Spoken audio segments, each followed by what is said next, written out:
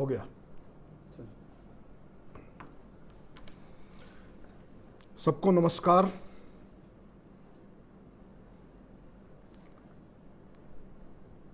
भारतीय शिक्षण मंडल के द्वारा आयोजित इस फेसबुक लाइव परिचर्चा में आप सबका स्वागत है। हम कई दिनों से लगातार शिक्षा को केंद्रित करके, शोध को केंद्रित करके विभिन्न प्रकार के विषयों की चर्चा कर रहे हैं। सामान्य तौर पर शिक्षा मनुष्य निर्माण की प्रक्रिया के रूप में समझी जाती है। वस्तुतः मनुष्य को एक पशु से मानव बनाने की प्रक्रिया ही शिक्षा है। अर्थात मनुष्य में जो अंतर्निहित गुण है, जो समाज में सहस्त्रों वर्षों से अर्जित सकारात्मक दृष्टि है, मूल्य व्यवस्था है, उसके अनुरूप जीवन जीने वाले व्यक्ति और उस जीवन को और बेहतर बनाने वाले व्यक्ति की निर्मिति का एकमात्र साधन शिक्षा है। अब शिक्षा के इन सारे संदर्भों का जब विचार करते हैं तो भारतीय संदर्भों में शिक्षा, वैश्विक संदर्भों में शिक्षा और अपने परिवेश को संदर्भगत करते हुए शिक्षा, ये तीन दृष्टि बनती है। यानी एक हमारा स्थानीय परिवेश है, दूसरा हमारी राष्ट्रीय दृष्टि और राष्ट्रीय इच्छा है, और तीसरा शिक्षा का एक वैश्विक दृष्टिकोण है।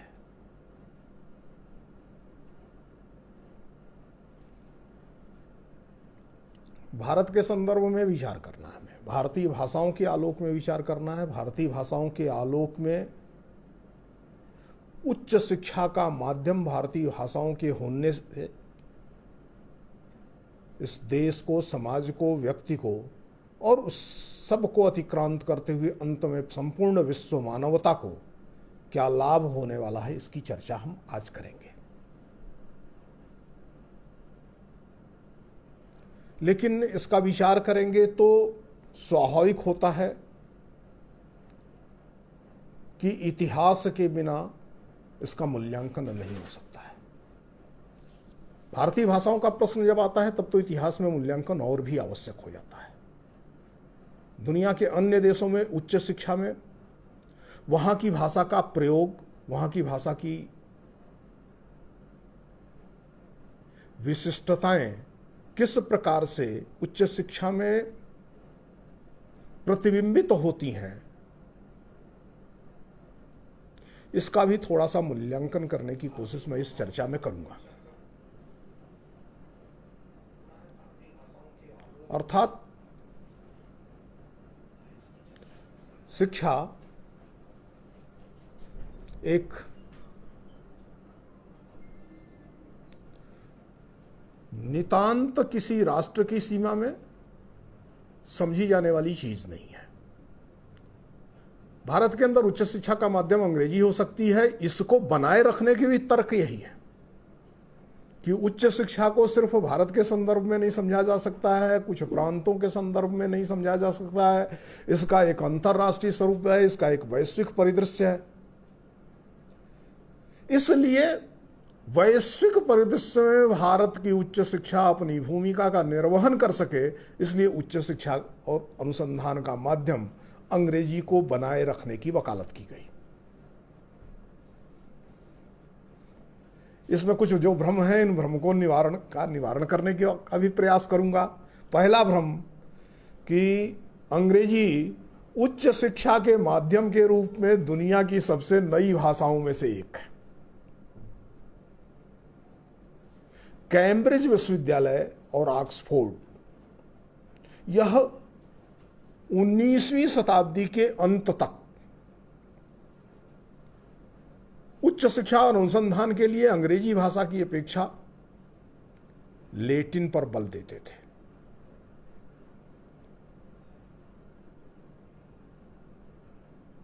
इंग्लैंड में विशेषतः फिलॉसफी जैसे विषय, दर्शन जैसे उच्च अध्ययन के क्षेत्र, इसमें पहली अंग्रेजी में छपी हुई स्वीकृत शुद्ध दार्शनिक किताब G.E. मूर की प्रिंसिपिया इथिका है। आप सबको जान करके आश्चर्य होगा कि यह प्रिंसिपिया इथिका 1903 में प्रकाशित हुई थी और तब तक अंग्रेजी भाषा का खुद का दारिद्र्य ऐसा था कि उस पुस्तक का शीर्षक अंग्रेजी का नहीं है, लैटिन से है। अर्थात कोई बात जो फिलॉसफी में, फिलॉसफी ऑफ साइंस में, and not only the philosophy and philosophy of science, but in the field of research, whether that is related with the pure sciences or related with the technological sciences, in any domain of knowledge, as so far the 19th century is concerned, the only accepted language in Britain was Latin. ये तब की बात है, ये ध्यान देने की जरूरत है कि 1957 में जब मुंबई विश्वविद्यालय जैसे विश्वविद्यालयों की स्थापना हुई, कलकत्ता विश्वविद्यालय बना, मुंबई विश्वविद्यालय बना, मैड्रास यूनिवर्सिटी बनी, ऐसे 4 जब विश्वविद्यालयों की स्थापना हुई, दिल्ली विश्वविद्यालय सहित, तो भारत में उच्च शिक्षा का माध्यम अंग्रेजी बनी गई।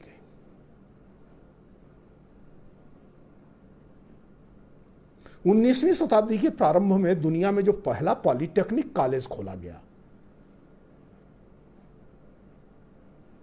वह इंग्लैंड में नहीं खुला था, वो भारत में खुला था। आजकल रुड़की का NIT वही है, विश्वविद्यालय, तकनीकी शिक्षा का विश्वविद्यालय, श्रेष्ठ विश्वविद्यालयों में से एक माना जाता है। वो दुनिया का पहला पॉलिटेक्निक स्कूल खुला था और उस पॉलिटेक्निक स्कूल को खोलने की जरूरत इसलिए थी कि गंगा पर बैराज बनाना था, इसलिए कि पंजाब में पंचनद प्रदेश में 5 नदियों पर पुल बनाने थे जिससे ब्रितानी हुकूमत को स्थायी बनाया जा सके।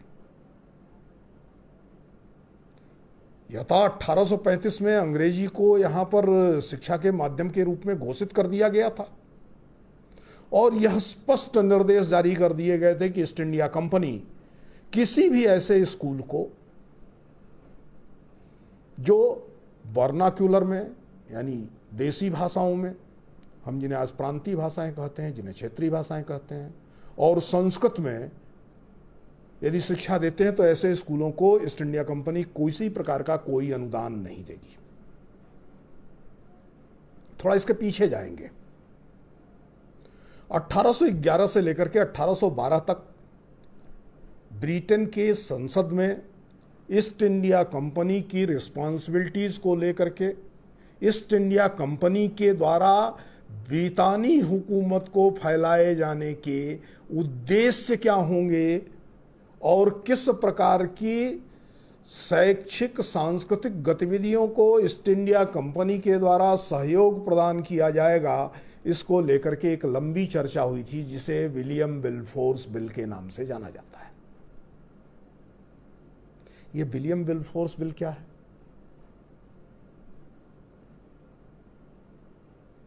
इसे बाद के दिनों में क्रिश्चियनाइजेशन ऑफ इंडिया के नाम पर जाना गया, जिसके अंतर्गत ईस्ट इंडिया कंपनी की जिम्मेदारी रखी गई थी कि अंग्रेजी भाषा और बाइबिल, इन दो के प्रचार के लिए जो पलटने ईस्ट इंडिया कंपनी के अधीन काम कर रही हैं, वह निश्चित रूप से चर्च ऑफ इंग्लैंड के, प्रोटेस्टेंट चर्च के प्रीस्ट का अपॉइंटमेंट करेंगी और उन पलटनों में अंग्रेजी भाषा और बाइबिल का शिक्षण होगा। वस्तुतः अंग्रेजी संपूर्ण 19वीं शताब्दी तक इंग्लैंड में या तो हाउस ऑफ कॉमन्स में बहस की भाषा थी या बाइबल के प्रचार की भाषा थी। उच्च शिक्षा के क्षेत्र में उसका प्रवेश नहीं था। तकनीकी शिक्षा को, व्यावसायिक शिक्षा को 19वीं शताब्दी के अंत तक ब्रिटिशर्स ने शिक्षा का नहीं, प्रशिक्षण का भाग माना था। और तकनीकी शिक्षा जो पॉलिटेक्निक्स में हो रही थी, उनके लिए पहली बार अंग्रेजी को माध्यम के रूप में स्वीकार किया गया। कुछ ड्रामा लिखा जा रहा था अंग्रेजी में, पोएट्री लिखी जा रही थी, लेकिन विधि का निर्माण और विधि की पुस्तकें अंग्रेजी में नहीं लिखी जा रही थी। और आज भी थोड़ा सा विचार करें, विज्ञान के क्षेत्र में अंग्रेजी के दारिद्र्य का विचार करेंगे, तो जैसे मैंने कहा था फिलॉसफी के क्षेत्र में उनका दारिद्र्य क्या है कि 1903 तक एक किताब का शीर्षक, जो पहली अंग्रेजी में लिखी गई फिलॉसफी की किताब कही जाती है, जी मूर की किताब, उसके लिए शीर्षक उनको अंग्रेजी में नहीं मिल रहा था। या समाज अंग्रेजी में शीर्षक वाली दर्शन की किताब को दर्शन की किताब मानने को नहीं तैयार था। इसमें से दो में से कोई बात रही होगी। आज भी उनका दारिद्र्य क्या है? हम सब जानते हैं कि हमारे परिवेश में जो वनस्पतियां हैं, जो फल फूल, फ्लोरा एंड फौना है, इनको हम विविध प्रकार के भारतीय नामों से जानते हैं। अंग्रेजी में भी इंग्लैंड के अंदर, यूनाइटेड किंगडम के अंदर जो फ्लोरा एंड फौना होता है, जो वनस्पतियां हैं, जो फल फूल पौधे हैं, उन सब के अंग्रेजी नाम कुछ तो होंगे, लेकिन विज्ञान के क्षेत्र में वो स्वीकृत नहीं है। विज्ञान के क्षेत्र में बॉटनिकल नाम जिसको कहते हैं, वह नाम लैटिन मूल का ही होता है। यानी अंग्रेजी अभी भी अपने बाह्य परिवेश को वैज्ञानिक दृष्टि से समझने के लिए सक्षम भाषा के रूप में स्वीकार नहीं है। इसलिए एक भ्रम से तो हमें मुक्ति पानी होगी। पहला भ्रम कि अंग्रेजी अंतर्राष्ट्रीय भाषा है, अंग्रेजी सक्षम भाषा है। हिंदी सहित अन्य भारतीय भाषाएं उसकी तुलना में कम क्षमतावान हैं। विज्ञान के विषयों का उनमें समावेश नहीं हो सकता है, विज्ञान का शिक्षण नहीं हो सकता है।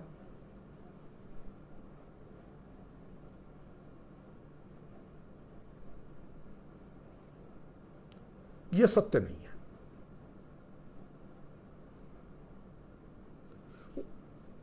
20वीं शताब्दी के प्रारंभ से उच्चतर विज्ञान दर्शन के अध्ययन का साधन अंग्रेजी बनी है, उसके पूर्व नहीं थी। लेकिन भारत के अंदर एक भाषा, भारत के अंदर एक परंपरा, संस्कृत सहित भारतीय भाषाओं में अधुनातन ज्ञान विज्ञान जो उस कालखंड में उपलब्ध था, उसको पढ़ने पढ़ाने की परंपरा रही, उसमें अनुसंधान की परंपरा रही है। और सिर्फ ये नहीं रहा है कि अनुसंधान की परंपरा रही है और सिर्फ अपने ज्ञान को समझना और हमने जो अर्जित किया, हमारे पूर्वजों ने जो अर्जित किया है, सिर्फ उसी को जानने की परंपरा नहीं रही है। उस कालखंड तक दुनिया भर में जो ज्ञान फैला हुआ था, विविध भाषाओं में था, वो अरबी में था, वो ग्रीक में था, उसका अनुवाद भी भारतीय भाषाओं में, संस्कृत सहित भारतीय भाषाओं में करने की एक बड़ी व्यापक परंपरा आती है। ताजिक के ज्योतिष ग्रंथों का अनुवाद संस्कृत में नीलकंठ करते हैं तो उसका नाम ही रखते हैं ताजिक नीलकंठी। अरबियन लोगों के ज्योतिष के सिद्धांतों को स्वीकार करते हुए बारामिहिर स्पष्ट घोषणा करता है कि वो ऋषि के समान पूज्य हैं, क्योंकि खगोल विद्या के क्षेत्र में, ज्योतिष के क्षेत्र में उन्होंने जो अध्ययन किया वो हमारे अध्ययन से आज बड़ा है और उनको स्वीकार करते हैं। अर्थात दुनिया भर में जो ज्ञान विज्ञान था फैला हुआ, जो श्रेष्ठ था, जो उसको स्वीकार किया जाना चाहिए था, वह अंग्रेजी की अनुपस्थिति में भारतीय भाषाओं में सीधे आता था। आज भारतीय भाषाओं में भी जो ज्ञान उपलब्ध है वह एक भारतीय भाषा से दूसरी भारतीय भाषा में अंग्रेजी को मध्यस्थ बना करके जाता। अब इसकी जरूरत क्या है? काम तो चल रहा है, हम कह सकते हैं काम तो चल रहा है। उच्च शिक्षा के क्षेत्र का जो व्यापक संजाल फैला हुआ है, 40,000 से अधिक कॉलेज, 800 से अधिक विश्वविद्यालय, एक व्यापक पूरे देश के अंदर उच्च शिक्षा का जो विस्तार है, यह भारतीय भाषाओं और हिंदी सहित सभी भारतीय भाषाओं के माध्यम न होने के बाद भी हुआ है। तो पीछे लौटने की जरूरत क्या है? फिर मैं ये कहूंगा, विकास की गति बड़ी धीमी है। देश को जितने व्यापक जनसंख्या के लोगों को उच्च शिक्षा में समाविष्ट करना था, जिस प्रकार के इंक्लूजन की आवश्यकता थी, जिस लक्ष्य को प्राप्त करना था, आज से 20 वर्ष पहले यह लक्ष्य था कि हम उच्च शिक्षा आयु वर्ग के 10% लोगों को दिलाने वाले राष्ट्र के रूप में बनेंगे। आज ये लक्ष्य हमारा 20% है। इसको वर्तमान संजाल के आधार पर पाने में इस देश को अभी 10 वर्ष लगेंगे। यदि यह भारतीय भाषाओं के माध्यम से हो जाए तो यह लक्ष्य 4 वर्षों में पाया जा सकता है। इसलिए शिक्षा का विस्तार अगर भारत में सर्वत्र करना है, उच्च शिक्षा को भारत के सभी नागरिकों के लिए, सभी इच्छुक नागरिकों के लिए उपलब्ध कराने वाला लिए शिक्षा के रूप में परिवर्तित करना है, तो भारतीय भाषाओं के सिवाय उच्च शिक्षा को करने का कोई विकल्प नहीं है। एक तो विषय यह है। दूसरा विषय यह है अनुसंधान का क्षेत्र।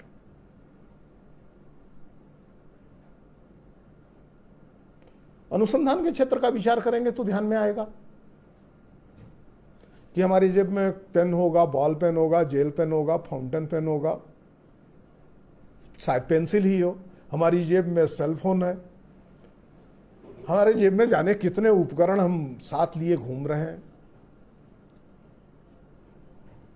जहां दुनिया का पहला पॉलिटेक्निक खुला था, जहां दुनिया में सबसे पहली बार तकनीकी शिक्षा को वैधानिक शिक्षण संस्थाओं के माध्यम से पढ़ाने की परंपरा हुई थी, वहां के देश, उस देश का यानी भारत के लोगों ने इस प्रकार मनुष्य जीवन के दिन प्रतिदिन के प्रयोग में आने वाले किसी उपकरण की कल्पना क्यों नहीं की?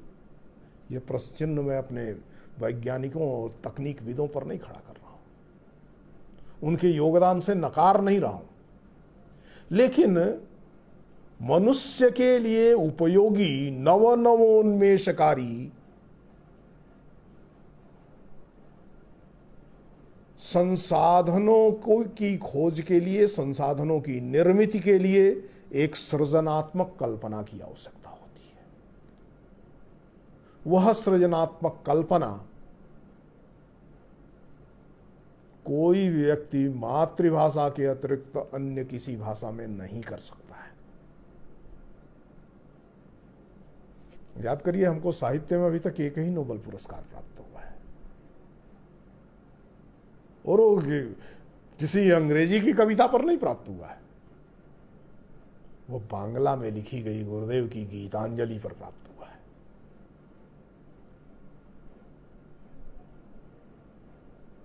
विश्व कप के रूप में गुरुदेव की मान्यता इसलिए नहीं थी कि वो अंग्रेजी में लिखते थे, इसलिए थी कि वो बांग्ला में गाते थे, बांग्ला में गुनगुनाते थे, बांग्ला में कविताएं करते थे।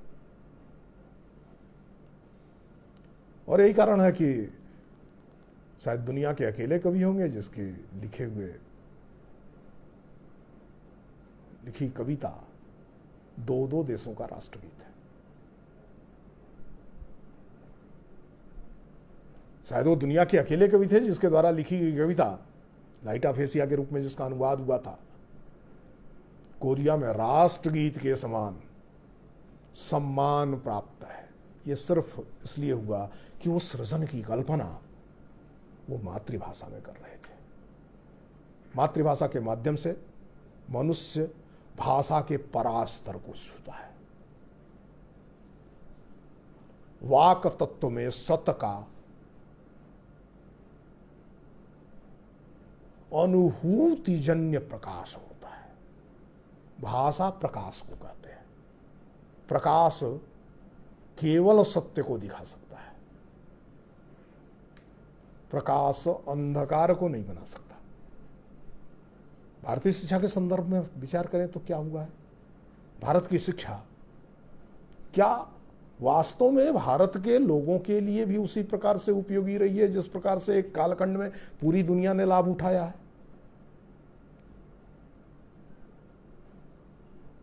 अगर भारतीय भाषाओं के माध्यम से शिक्षा हुई होती तो क्या भारत के श्रेष्ठ मेधा का लक्ष्य यूरोप और अमेरिका होता? क्या भारत की श्रेष्ठतम मेधा उच्च शिक्षा प्राप्त करने के बाद अपने लोगों के लिए, अपने परिवेश के लिए, अपने राष्ट्र के लिए, अपने समाज के लिए कठिनाई का किंतु गौरवपूर्ण जीवन जीने का अभिमान न रखती? मैं भारतेंदु की पंक्तियों को याद करना चाहूंगा। वो जब भारत में अंग्रेजी माध्यम से काम करने वाले विश्वविद्यालयों की स्थापना हो रही थी, उसी समय हिंदी के माध्यम से उच्च शिक्षा देने वाले एक विश्वविद्यालय की कल्पना बनारस में बैठ करके कर रहे थे। और वो कल्पना मदन मोहन मालवीय के हिंदू विश्वविद्यालय की स्थापना के साथ चरितार्थ हुई। जब कुछ शासकीय मजबूरियों के कारण उस काल में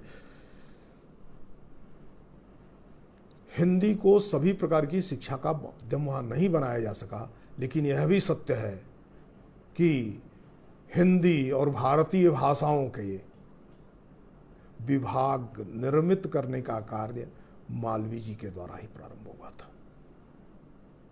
हिंदी पहली बार किसी विश्वविद्यालय के विभाग के रूप में स्वीकृति प्राप्त करती है। वो विभाग आज अपना शताब्दी वर्ष मना रहा है।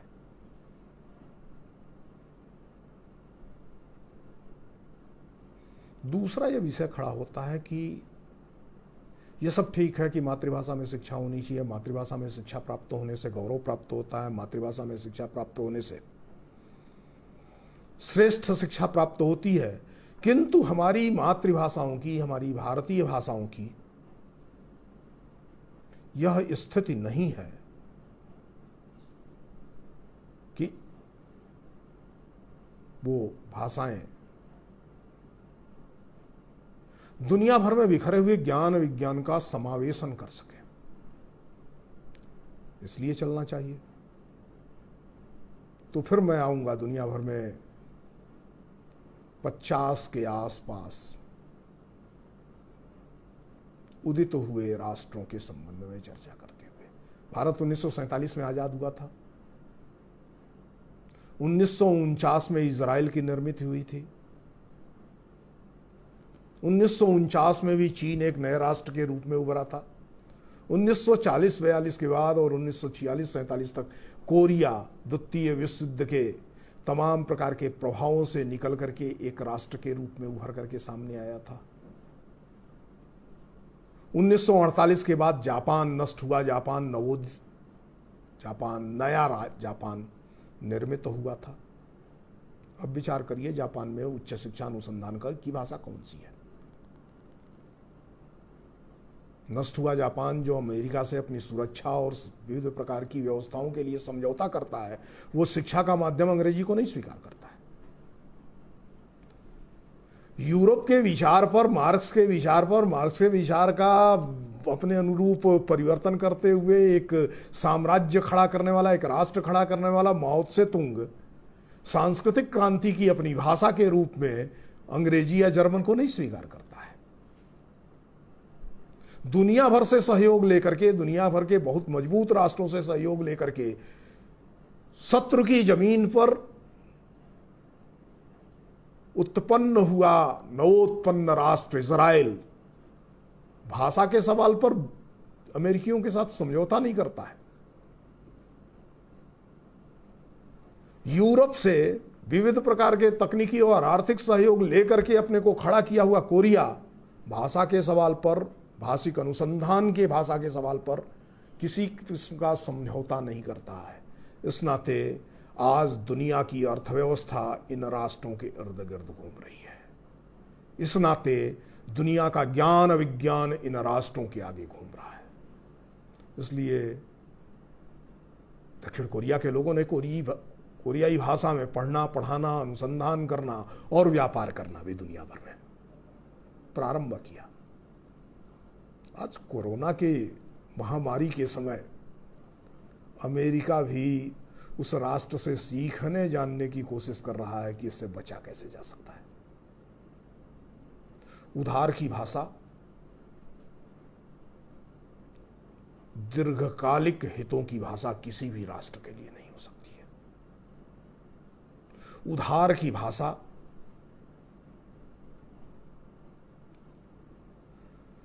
नवोन्मेष की भाषा नहीं हो सकती, इनोवेटिव लैंग्वेज नहीं हो सकती, इनोवेशन संभव ही नहीं है।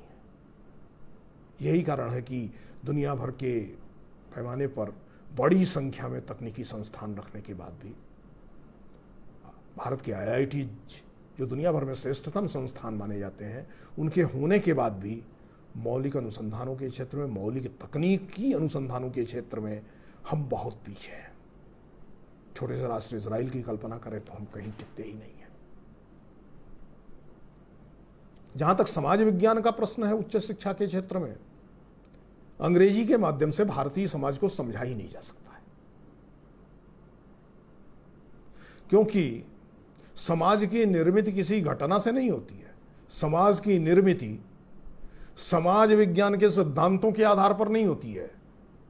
समाज का अपना डायनेमिक्स है, अपनी गतिकी है।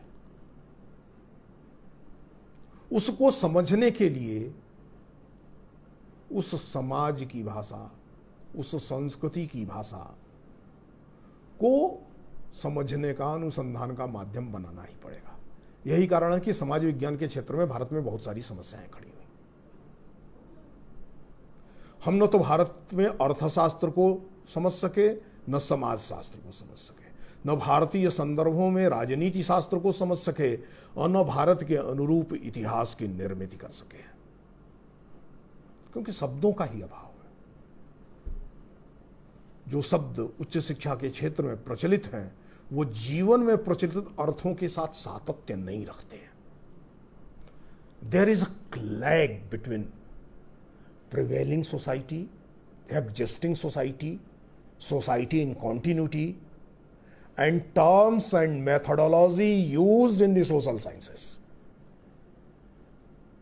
The borrowed method to understand a society cannot reveal the reality of any society. So that it's obvious. मैं बार बीच बीच में थोड़ा अंग्रेजी का प्रयोग इसलिए कर रहा हूं क्योंकि दक्षिण भारत के कुछ मित्रों का अनुरोध आया था कि यदि थोड़ा मिल करके करेंगे तो हम हिंदी अभी उतनी नहीं समझ पाते हैं। मैं फिर ये बात कहना चाहता हूं कि यह प्रश्न भी आया था कि भारत तो बहुत सारी भाषाओं को बोलने वाला देश है, 22 तो संविधान सम्मत भाषाएं हैं, और भी बहुत सारी भाषाएं हैं जिसको बड़ा जनसमूह बोलता है, तो कोई एक भाषा कैसे हो सकती है? अरे भाई, तो इसके लिए क्या विदेश से भाषा आएगी क्या? मैं एक शिक्षा के अध्येता के रूप में, शिक्षा के विद्यार्थी के रूप में, शैक्षिक प्रक्रिया में अपने 30-32 वर्षों के अनुभव के आधार पर, एक शिक्षक के रूप में 30 वर्षों के अनुभव के आधार पर बहुत स्पष्ट दृष्टिकोण रखता हूं कि तमिल को भी यदि भारत की राष्ट्रभाषा और भारत के अंदर उच्च शिक्षा अनुसंधान की भाषा के रूप में विकसित कर दिया जाए तो भारत में अंग्रेजी जानने वालों से उस भाषा को जानने और समझने वालों की संख्या ज्यादा है। अंग्रेजी के कारण से भारतीय भाषाएं सिकुड़ी हैं। दक्षिण के अंदर यह समस्या बड़ी है।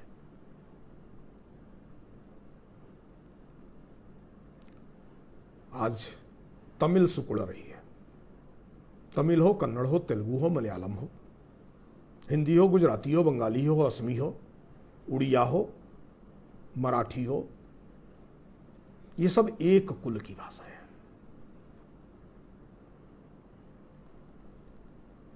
भारत के कोटि कोटि, करोड़ों करोड़ों लोगों की मातृभाषाएं हैं, इसलिए ये सबकी सब राष्ट्रीय भाषाएं हैं, इस राष्ट्र की भाषा है। और इनमें से कोई भी भाषा अंग्रेजी से अधिक जन बोलता है, अधिक जन समझता है। इनमें किसी भी भाषा में अंग्रेजी से अधिक अधुनातन ज्ञान विज्ञान को समाहित करने की क्षमता है।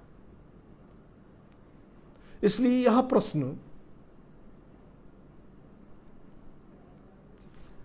कि भारत क्या है, इट्स ए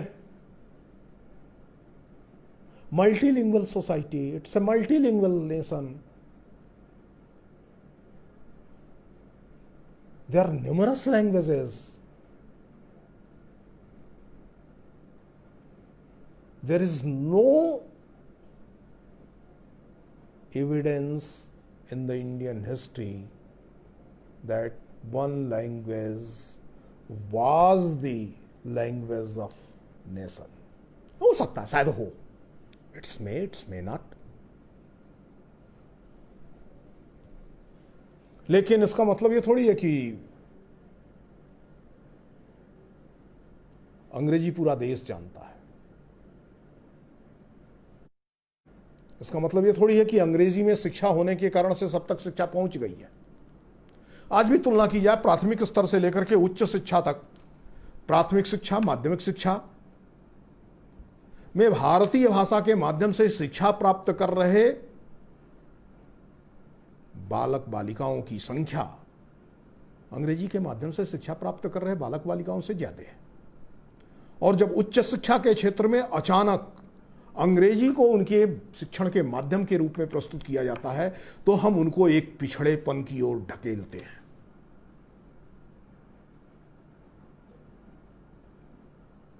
इस प्रकार से अनिवार्यतः उच्च शिक्षा को अंग्रेजी के माध्यम से करना, भारतीय भाषाओं की उपेक्षा करते हुए करना, ये एक प्रकार से राष्ट्रीय अपराध है।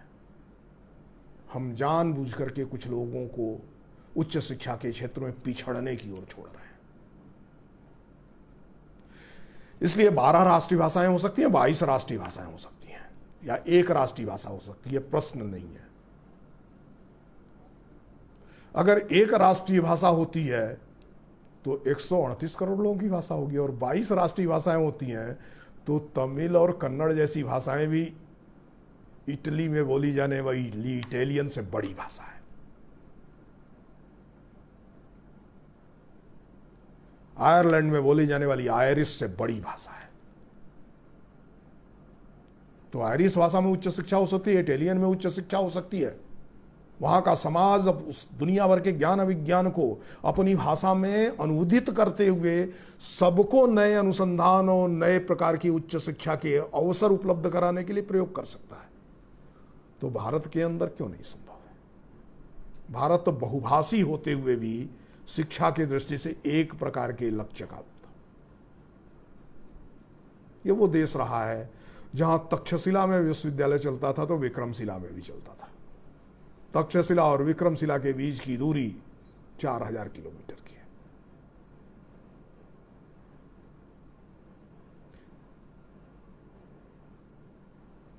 नालंदा में विश्वविद्यालय चलता था तो उडुपी में भी चलता था।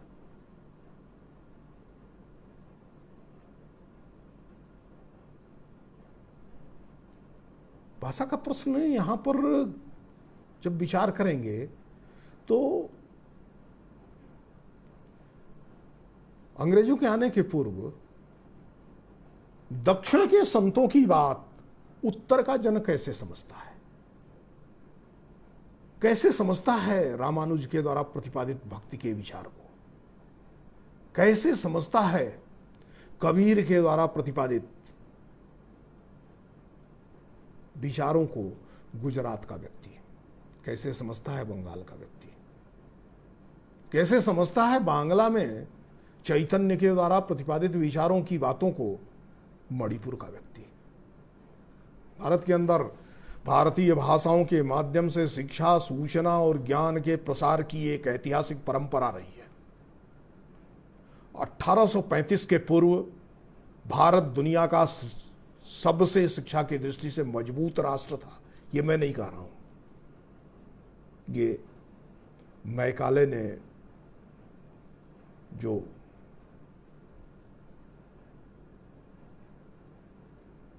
व्याख्यान दिया था उस व्याख्यान का हिस्सा है। मैं नहीं कर रहा हूं, चार्ल्स टिविनियन ने जो हाउस ऑफ लॉर्ड्स की सेलेक्ट कमेटी के सामने भारतीय शिक्षा को लेकर के जो विटनेस दिया था, जो साक्ष्य प्रस्तुत किए थे, उन साक्ष्यों में अभिलिखित है। उस श्रेष्ठ शिक्षा को मिटाना था, उस इंक्लूसिव एजुकेशन को मिटाना था, जिसमें बेल्लारी जैसे इलाके में भी 72% लोग उस कालखंड में शिक्षित हैं, साक्षर नहीं, शिक्षित हैं। बेल्लारी जैसे इलाके में भी हायर एजुकेशन का सिस्टम है और पूरे देश में ऐसा फैला हुआ है। ये उन्हीं के रिकॉर्ड बोल रहे हैं जिन्होंने हमारे ऊपर अंग्रेजी थोपी थी। अंग्रेजी थोपे जाने का एक लक्ष्य था। क्या उसी लक्ष्य को आजाद भारत में चलाया जाना चाहिए? क्या उन्हीं लक्ष्यों के अनुरूप स्वतंत्र भारत के 70 वर्षों बाद भी शिक्षा का प्रारूप होना चाहिए? ऐसे बहुत सारे विषय हैं। फिर मैं कहूंगा कि इसका प्रतितर्क करते हुए ये बात तो कही जा सकती है कि 70 वर्षों के बाद की बात छोड़ दीजिए, लेकिन आज हम विश्व में एक वैज्ञानिक ताकत के रूप में उभरे हैं। हम आज एक विश्व अर्थव्यवस्था को, विश्व की विज्ञान व्यवस्था को दिशा देने वाले राष्ट्र के रूप में उभरे हैं। तो क्या दिशा देने वाले राष्ट्र को दुनिया की चिंता करते हुए दुनिया में जिस भाषा को समझा जा सकता है उस भाषा में विचार नहीं करना चाहिए? वस्तुतः इस भ्रम से अगर मुक्ति हो जाए कि अंग्रेजी दुनिया में सबसे ज्यादा बोली समझी जाने वाली भाषा है, तो हम शायद इस भीन भाव से मुक्त हो सकते हैं कि भारतीय भाषाओं में उच्च शिक्षा नहीं हो सकती है। एक पतले से चैनल के, समुद्र के चैनल से थोड़ा दूर, जिसको तैर करके पार किया जाता है, फ्रांस नाम का एक देश है इंग्लैंड के, और तैर करके लोगों ने पार किया है ना। सावरकर आखिर फ्रांस की ही सीमा में तो पकड़े गए थे, तैर करके वो फ्रांस जा रहे थे, जहाज से कूद करके जा रहे थे। लेकिन फ्रांस के अंदर अंग्रेजी नहीं है, इटली में नहीं है, पोप के रोम में भी अंग्रेजी नहीं चलती है। बगल में आयरलैंड है जिसने बड़ी लड़ करके इंग्लैंड से अपनी आजादी ली है, उसमें भी अंग्रेजी नहीं चलती है। स्पेन में नहीं चलती है, पुर्तगाल में नहीं चलती है, हॉलैंड में नहीं चलती है, तो छोटे छोटे देश हैं। तो अंग्रेजी यूरोप में सिर्फ इंग्लैंड में चलती है। और कितनी चलती है? आज भी अंग्रेजी, आयरिश और स्कॉटिश, इन 3 भाषाओं का संघर्ष जारी है। आज भी स्कॉटिश लोग अपनी भाषा के लिए लड़ रहे हैं। आज भी आयरलैंड का वो हिस्सा जो इंग्लैंड का भाग है, यूनाइटेड किंगडम का भाग है, उस क्षेत्र के आयरिश लोग अपनी आयरिश भाषा के लिए लड़ रहे हैं।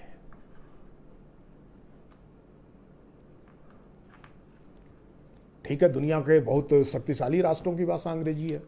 कहां कहां की है? इंग्लैंड कितनी बड़ी ताकत बचा है मैं नहीं कहूंगा। ऑस्ट्रेलिया और अमेरिका, कनाडा, ये वो भूभाग है जहां पर अब केवल गोरे लोग हैं, जिन्होंने यह व्याख्यायित कर दिया है कि हमारी पहचान एंग्लो सैक्सन पहचान है। तो एंग्लो सैक्सन लोगों को अंग्रेजी बोलना ही चाहिए। शेष कौन कौन से देश अंग्रेजी बोलते हैं? सूडान में अंग्रेजी बोली जाती है, घाना में अंग्रेजी बोली जाती है, नामीबिया में अंग्रेजी बोली जाती है, और केवल अंग्रेजी बोली जाती है। वहां की भाषाएं खत्म हो गई हैं, मर गई हैं, वो किसी काम की नहीं बची हैं, वो सिर्फ लोरी सुनाने के काम आती हैं। बाजार में भी उन भाषाओं का जो प्रयोग होता है वो भाषाएं नहीं, वो क्रियोल है अंग्रेजी के साथ जो मिलकर के बनी है। तो अंग्रेजी में बोलते हैं, अंग्रेजी में सोचते हैं, अंग्रेजी में काम करते हैं, अंग्रेजी में पढ़ते हैं, अंग्रेजी में अनुसंधान करते हैं। इस प्रकार से हम भारत को घाना बनाएंगे कि उगांडा बनाएंगे, हम नामीबिया बनाएंगे कि सूडान बनाएंगे। अंग्रेजी नहीं बोलता है चीन, अंग्रेजी नहीं बोलता है कोरिया, अंग्रेजी नहीं बोलता है इजराइल, अंग्रेजी नहीं बोलता है जापान, अंग्रेजी में नहीं पढ़ते पढ़ाते हैं राष्ट्र। तो हम ऐसा क्यों नहीं बन सकते हैं? हमारी शिक्षा इस प्रकार की क्यों नहीं हो सकती है? अब जिसे हम चाइनीज के रूप में जानते हैं वो मंडेरियन नाम की भाषा है, वो मंदारिन भाषा पूरे चीन की भाषा नहीं है। चीन का 60-65% आबादी ही मंडारिन आज भी बोलता है। 1/3 क्षेत्र जो तिब्बत का क्षेत्र है, चीन का 1/3 क्षेत्र जो तिब्बत का क्षेत्र है, उसकी भाषा तो भोट है, तिब्बती है। और ऐसी ढेरों भाषाएं हैं वहां। मंदारिन एक बहुत बड़े क्षेत्र की भाषा है, लेकिन समय से समूचे चीन की भाषा नहीं है। लेकिन उच्च शिक्षा के माध्यम के रूप में चीनी लोगों ने संकल्प पूर्वक उस चाइनीज को, और दुनिया की सबसे कठिन भाषा है, लिखने में भी कठिन है, लेकिन उसे अधुनातन प्राकृतिक भाषा संसाधकों की निर्मित की विज्ञान की भाषा के रूप में उन्होंने निर्मित किया। जबकि उनके पास इसके लिए जो वैज्ञानिक व्याकरण संरचना होनी चाहिए थे, वैज्ञानिक लिपि व्यवस्था होनी चाहिए थी, जो वैज्ञानिक सिंटैक्स और सेमेंटिक्स जिसको कहते हैं, पद योजना और अर्थ योजना, इस पद पदार्थ योजना का व्याकरण उनके पास नहीं था, लेकिन उन्होंने निर्मित किया है। श्रेष्ठतम भाषाओं का समाज होने के बाद 22 जो संविधान सम्मत भारतीय भाषाएं, इन भारतीय भाषाओं में किसी भी भाषा में दुनिया का कोई भी ज्ञान विज्ञान अंतरित किया जा सकता है। इस प्रकार की सामर्थ्यशाली भाषाओं के होने के बाद भी हम एक हीन भाव से गुजर रहे हैं। यह हीन भाव है, यह औपनिवेशिक मानसिकता है, यह कॉलोनियल माइंडसेट है। ये उपनिवेश के दिनों में हमारे ऊपर आया था। 1934 में गांधी ने इससे मुक्ति का आह्वान किया था।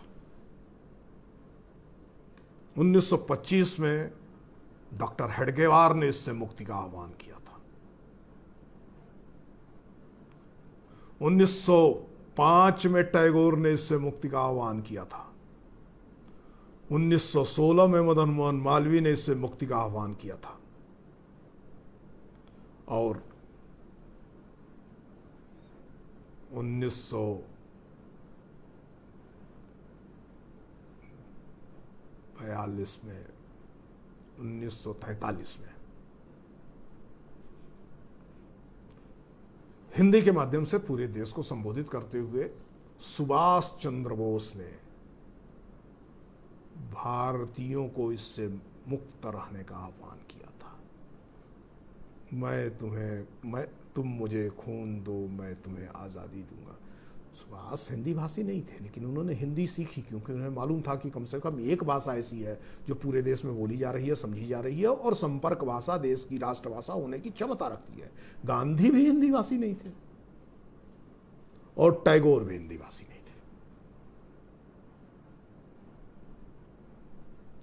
सुब्रमण्यम भारती जो हिंदी की वकालत करते हैं, वो हिंदी भाषी नहीं थे, वो तमिल के कवि थे, श्रेष्ठतम तमिल के कवियों में से एक।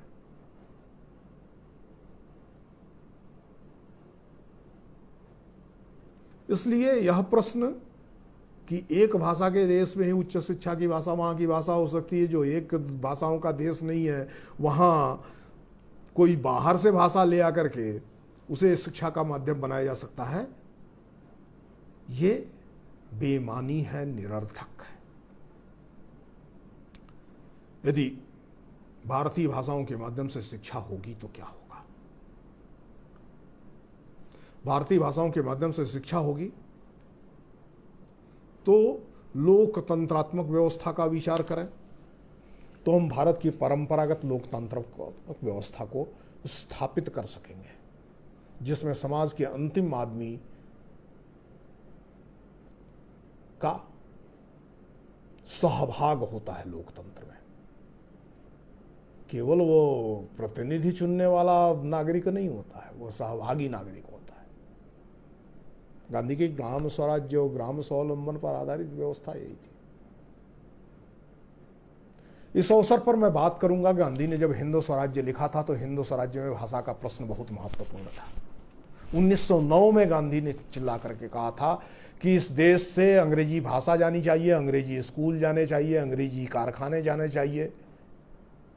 जिन जिन चीजों में अंग्रेजियत है, जिन जिन चीजों में विदेशीपन है, बेगानापन है, जो भारतीय नहीं है, भारत के अंदर का नहीं है, वो सब वापस जाना चाहिए। और ये सब जब समाप्त होता है और भारत अपने धर्म, अपनी भाषा, अपनी संस्कृति, अपने संस्कार, अपनी सभ्यता दृष्टि के आधार पर खड़ा होता है, तो यही हिंद स्वराज है।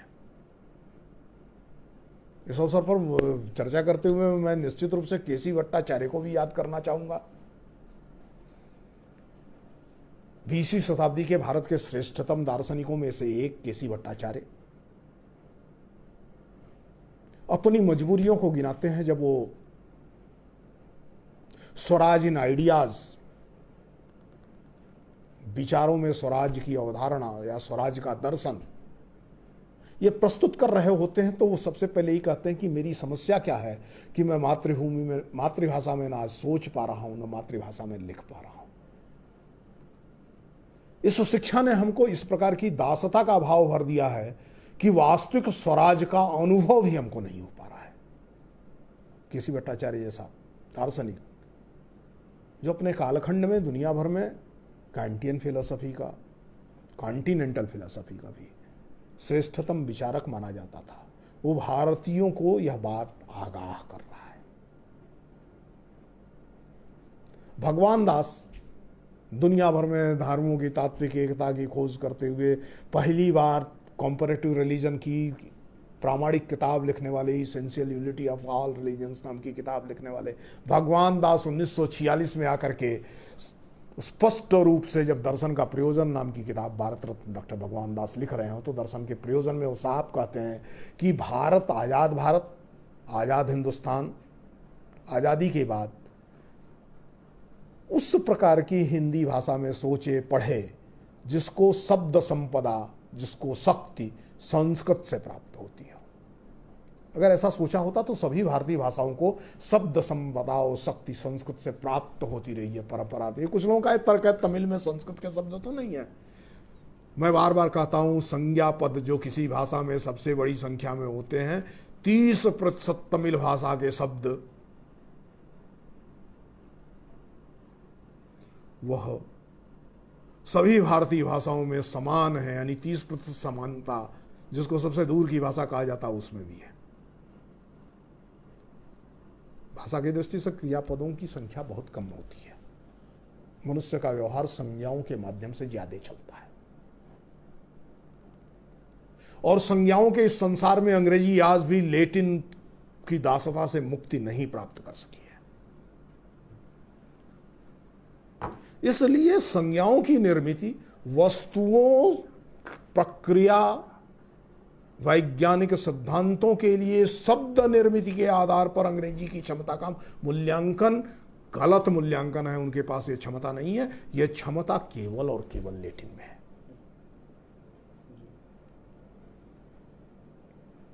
और उसी को स्टैंडर्ड फॉर्मेट के रूप में स्वीकार भी किया जाता है। फिर 2-3 चीजों की बात होती है कि भारतीय भाषाओं, विशेष करके हिंदी में, शुद्ध हिंदी बोल रहे हैं, बड़ी कठिन होती है, समझ में नहीं आती है। ये वही कह सकता है कि हिंदी बड़ी कठिन होती है, समझ में नहीं आती है, जिसको अपने भारतीय संसदीय राजनीति के एक बड़े विद्वान राजनेता हैं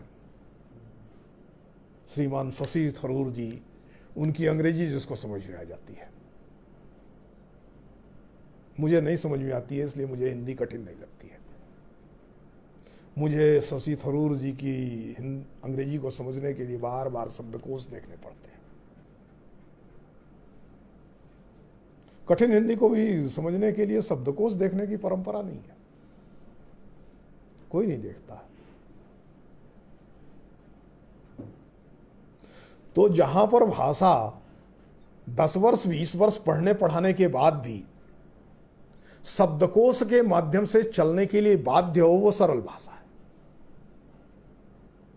और जहां भाषा रोज रोज के अपने संवाद और संस्कार के द्वारा अर्थबोध देने में सक्षम हो, वो कठिन भाषा है। ये तर्क भारत के विरुद्ध का तर्क है, भारत की आत्मा और चेतना के विरुद्ध का तर्क है। इसलिए आज वो समय आ गया है। This is right time and high time when we have to take a place. Any Indian language is capable to be the national language. Any Indian language is capable to be the language of science, technology, and advanced researches. Any Indian language can nourish the intellectual thirst of this world. Whether this is humanities, whether that is literature, whether that is social sciences. In all domain of the knowledge, Indian languages have ample vocabulary, ample source of material. The information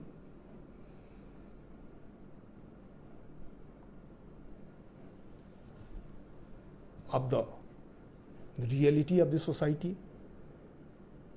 the clear and distinct knowledge of the cultural milieus, which are the basic of the higher education. Without knowing the culture, without knowing the social reality, without knowing the values of a particular society, one cannot do anything in the field of the social sciences.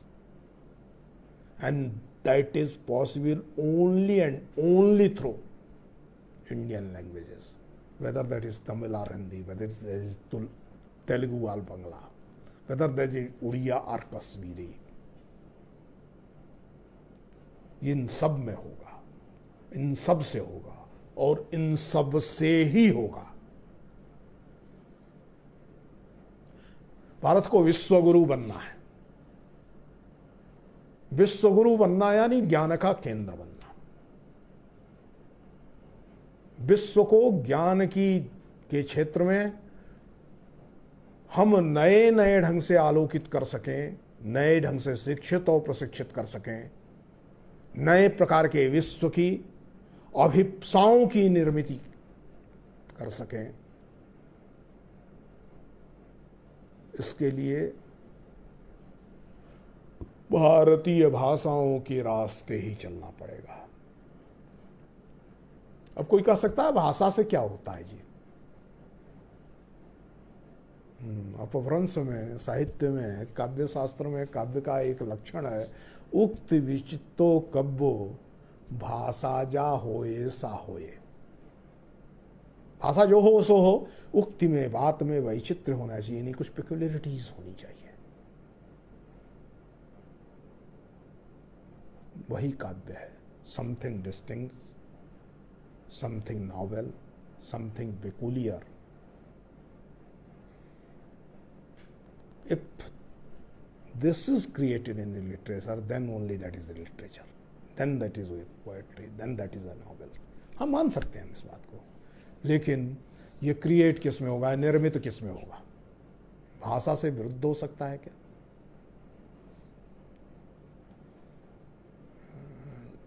Sanskrit के एक महान कवि हुए हैं भवभूति। भवभूति भाषा के शब्द के महत्व को स्थापित करते हुए एक बड़ा महत्वपूर्ण श्लोक कहते हैं। मैं उस श्लोक की चर्चा करते हुए अपनी बात को पूरा करने की कोशिश करूंगा। इदम अंधः तमः कृत्स्नम् जायेत भुवनत्रयम् यम शब्दा स्वयं ज्योति आ संसारात् न दीप्यते। यह संपूर्ण संसार अंधेरे में डूब जाता,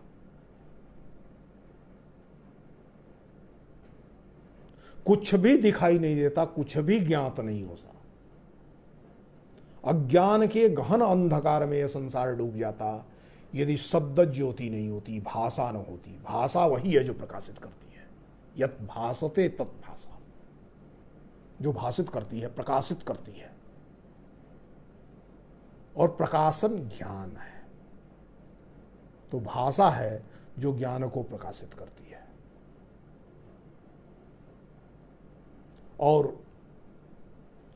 भारत को स्वयं प्रकाश बनना है या पर प्रकाश बनना है, भारत को सूरज सा चमकना है या चांद सा चांदनी बिखेरनी है, अपनी रोशनी के आधार पर दीपित होना है, अपने प्रकाश से दीपित होना है, या भारत को दूसरों के प्रकाश से, दूसरों की परखियों के प्रकाश से, परखियों की जीवन दृष्टि से भारत को प्रकाशित होना है। परखियों की भाषा और जीवन दृष्टि के आधार पर भारत विश्वगुरु नहीं बन सकता। विश्वगुरु बनने के लिए स्वयं की भाषा, स्वयं की जीवन दृष्टि, स्वयं की वैश्व की समझ और अपने लोगों के लिए जो आवश्यक है, अपेक्षित है, इस प्रकार के विज्ञान और तकनीक की का सृजन करने से ही संभव होगा। कोरोना की इस महामारी के कालखंड में पूरी दुनिया को भारत ने यह बताया है कि हमारा रास्ता अलग है, हमारा तरीका अलग है, हम हट करके कुछ करते हैं, हम आपकी कॉपी करके नहीं चलेंगे, हम अपने रास्ते बनाएंगे और अपने रास्तों के आधार पर अपने लोगों का भविष्य सुरक्षित करेंगे। ये एक बीमारी से लड़ते हुए संभव है, लेकिन दुनिया ने जो बीमारी हमको 200 वर्षों से दे रखी है, उस बीमारी से लड़ने के लिए रास्ता, यह संकल्प क्यों नहीं स्वीकार हो सकता है। आज अमेरिका दवा मांग रहा है, कल फार्मूला मांगेगा। आज अमेरिका वेंटिलेटर मांग रहा है,